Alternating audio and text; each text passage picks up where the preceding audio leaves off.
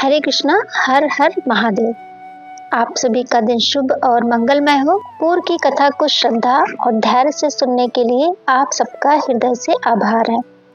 आज हम फाल्गुन मास महात्म के आगे के दिव्य वृत्तांत का श्रवण करेंगे, जिसमें मार्कंडेय ऋषि धर्मराज युधिष्ठिर और पाप को पुण्य, नरक और मोक्ष तथा नर्मदा महिमा का गूढ़ रहस्य बताते हैं। यह कथा केवल भय उत्पन्न करने के लिए नहीं है, बल्कि जीवन को धर्म मार्ग पर स्थिर करने के लिए है। इसीलिए इसे अंत तक अवश्य सुनिएगा दोस्तों। तो आइए सुनते हैं। मार्कंडेय जी कहते हैं, हे युधिष्ठिर, मनुष्य अपने कर्मों के अनुसार क्रमशः एक एक नरक का उपभोग करते हैं। अपनी कुत्सित कामनाओं के कारण जो कुकर्म उन्होंने इकट्ठा किए हैं, उसी के फलस्वरूप उन्हें ये यातनाएं भोगनी पड़ती हैं। तपाई हुई लोहे की सांकल से बांधकर अंधेरे में बड़े बड़े वृक्षों की शाखाओं में पापी मनुष्यों को लटका दिया जाता है। फिर यमदूत उन सबको बड़े जोर जोर से झुलाते हैं। तेजी से झुलाए जाने पर वे सभी पापी अचेत हो जाते हैं। फिर आकाश में लटकते हुए उनके पैरों में 100 भार लोहा बांध दिया जाता है। उस महान भार से वे सब अत्यंत संतप्त होते हैं और अपने अपने कर्मों को याद करते हैं। निश्चल भाव से मौन रह जाते हैं। इसके बाद क्रमशः आग में तपाकर खूब लाल किए हुए लोहे के कटीले दंडों से यमदूत उनके मस्तक पर प्रहार करते हैं। उन्हें विष्ठा और कीड़ों से भरे हुए कुओं में डाल दिया जाता है। घोर यमदूत चारों ओर से घेर कर पापियों को आग में पकाते हैं। उसके बाद उनके शरीर पर नमकीन पानी डाल देते हैं।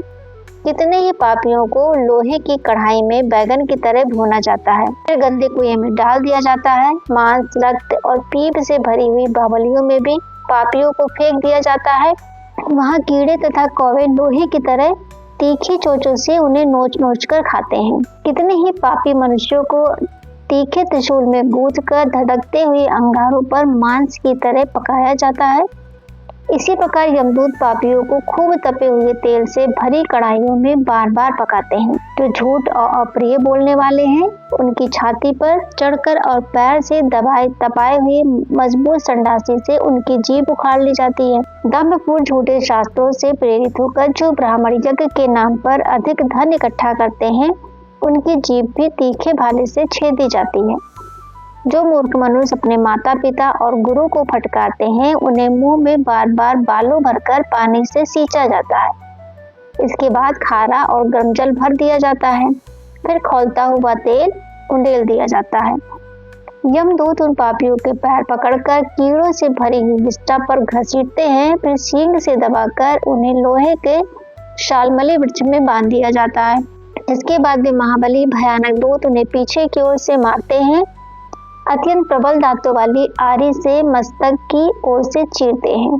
अपने भयानक कर्मों के परिणाम स्वरूप वे पापी जीव भूख लगने पर अपना ही मांस खाते हैं और प्यास लगने पर अपना ही रक्त पीते हैं।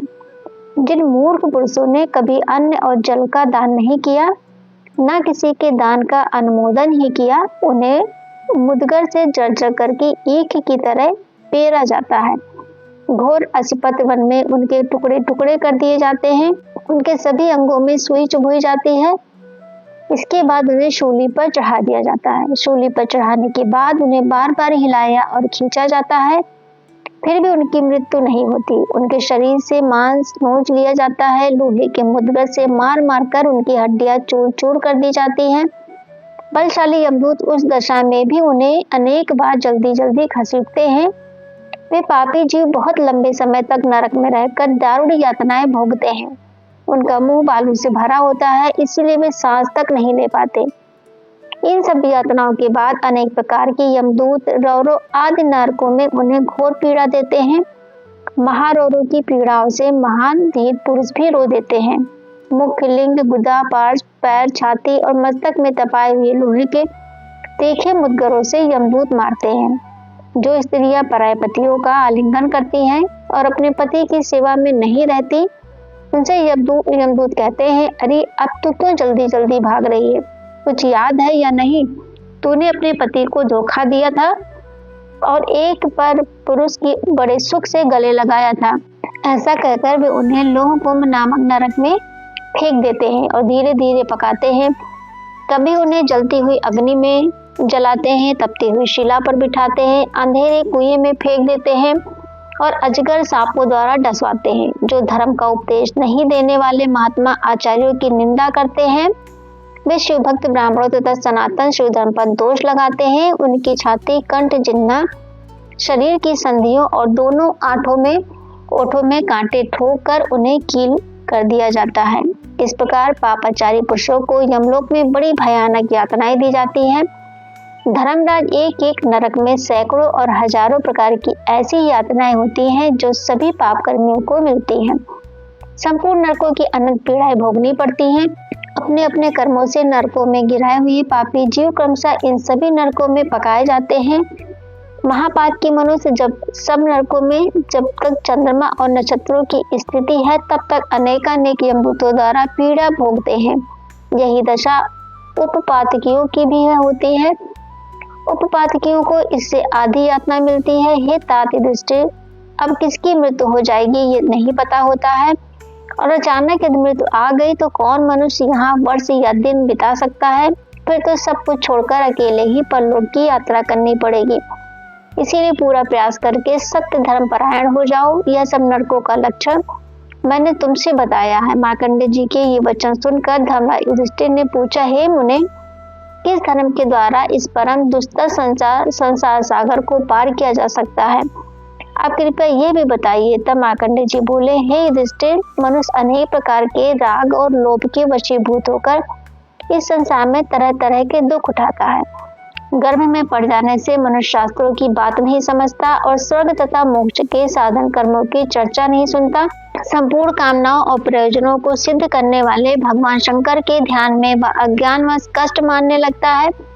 वास्तव में भगवान शिव का चिंतन ही नरक से छुड़ाकर परम अद्भुत कल्याण करने वाला है।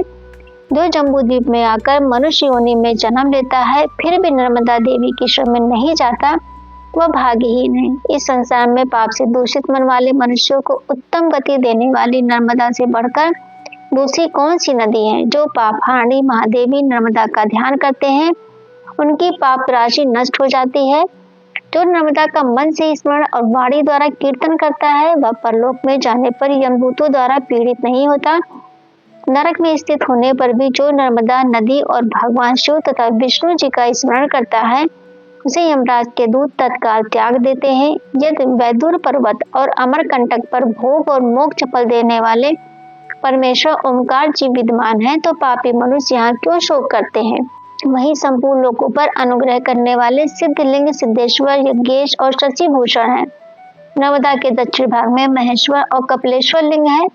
उस स्थान को विद्वान पुरुष शिव क्षेत्र कहते हैं। जो मनुष्य सदा पुष्प, धूप, आरती और तर्पण आदि के द्वारा भक्ति पूर्वक इन लिंगों की पूजा अर्चना करते हैं वे नरक से छूटकर शिवलोक को जाते हैं।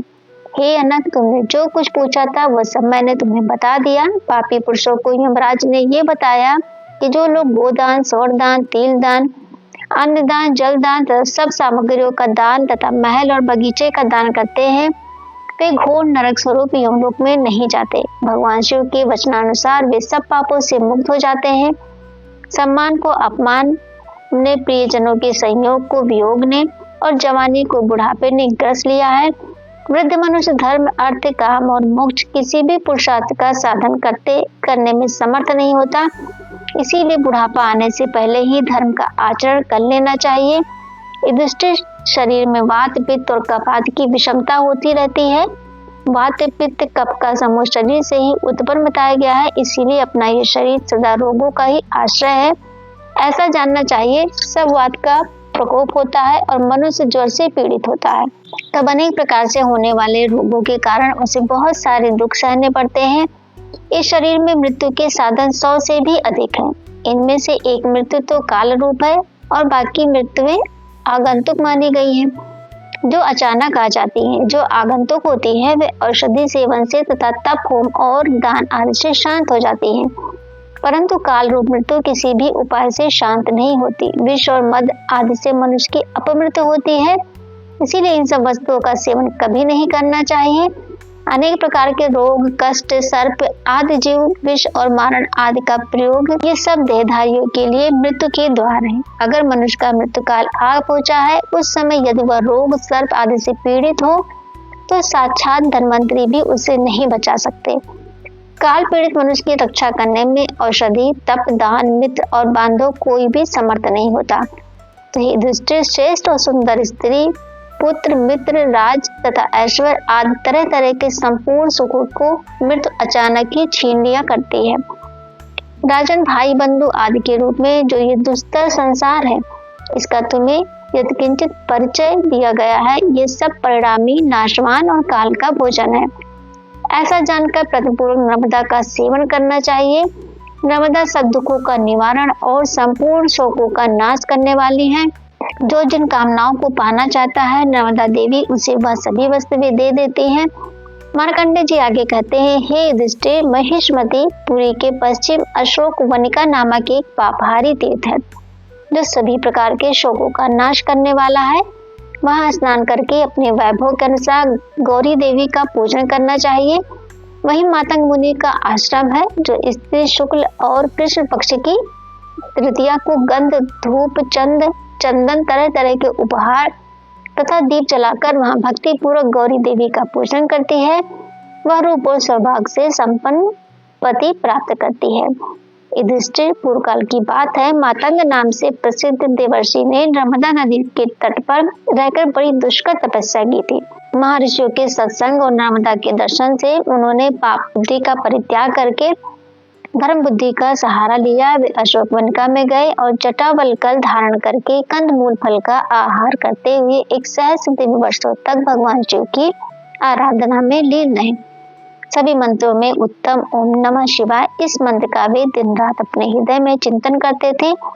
उनकी उस पराभक्ति को जानकर देवादिदेव महादेव जी ने उन्हें प्रत्यक्ष दर्शन दिया और कहा, सुवत्र, इस ध्यान से तुम्हारा कल्याण हो, मैं तुम पर अति प्रसन्न हूँ, तुम वर मांगो। तब मातंग मुनि बोले, देवेश्वर, ये तीर्थ मेरे नाम से विख्यात हो जाए। इसमें चांडाल आदि पाप योनियों के जीव तथा जब आदि से रहित पुरुष भी पाप मुक्त हो रहे हैं, और जो यहाँ स्नान करके नर्मदा तटवर्ती मांगतेश्वर लिंग का पूजन करे, उसका संसार बंधन छूट जाए। मातंग मुनि का ये वचन सुनकर महादेव जी बोले, मुने, मेरी कृपा से ये सब कुछ तुम्हारी इच्छा अनुसार ही होगा।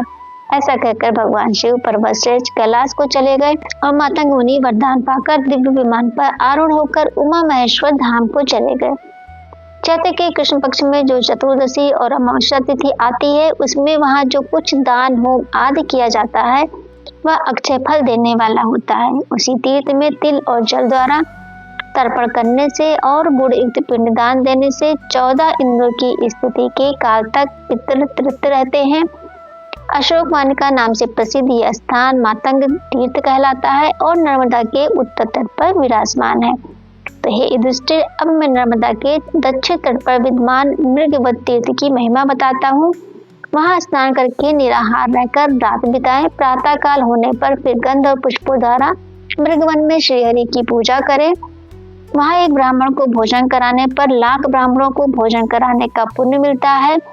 तिल और जल की अंजलि देने से पितरों को वैष्णव पद की प्राप्ति होती है।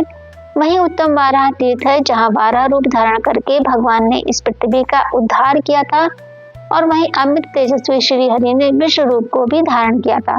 जो पतिव्रता नारी मासोपवास व्रत करके वहाँ विधि पूर्वक स्नान करती है, वह अंत में विष्णु धाम को जाती है। इस प्रकार यह अध्याय हमें चेतावनी भी देता है और आश्रय भी दिखाता है। दोस्तों, पाप का परिणाम भयावह है, परंतु शिव भक्ति, नर्मदा स्मरण और सत्कर्म मोक्ष का द्वार खोल देते हैं। तो आज हमने जाना कि जीवन क्षणभंगुर है, कर्मों का फल अटल है और मृत्यु अनिश्चित है। इसीलिए अभी से भगवान शिव का स्मरण, नर्मदा का ध्यान और दान धर्म का आचरण आरंभ कर दें। यही नरक से रक्षा और मोक्ष का मार्ग है। यदि ये कथा आपके हृदय को स्पर्श करी हो तो आपको धर्म और भक्ति की ओर प्रेरित करे, तो वीडियो को जरूर से जरूर लाइक करें, शेयर करें और हमारे चैनल संस्कार कथा प्रेरणा को अवश्य सब्सक्राइब करें और कमेंट में लिखें हर हर महादेव। तो फिर मिलते हैं अगले वीडियो में, तब तक के लिए जय श्री कृष्ण दोस्तों।